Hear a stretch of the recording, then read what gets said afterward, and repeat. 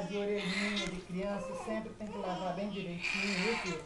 Porque assa, tá? Embaixo de braço, curvinha, mãozinha. Hoje ele não tá muito grande, né? Porque hoje não tá tão frio já.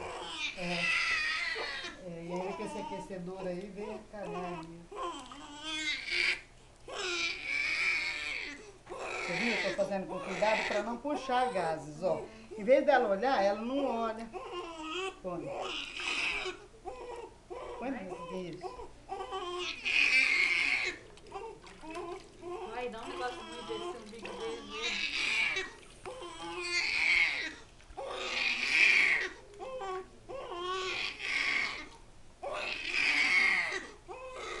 Eu quero te mostrar uma coisa. Não, meu amor.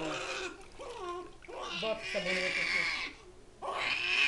Aí, a gente faz assim, ó. Tá vendo?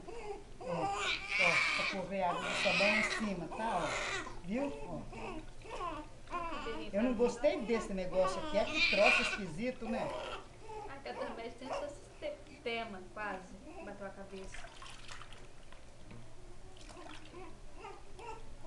E o cabelinho, você não lava, não? Eu não tô contando de ficar com ele muito tempo aqui, né? Deixa. Vixe. Olha que delícia. Olha que delícia, minha vovó. Ai, que delícia.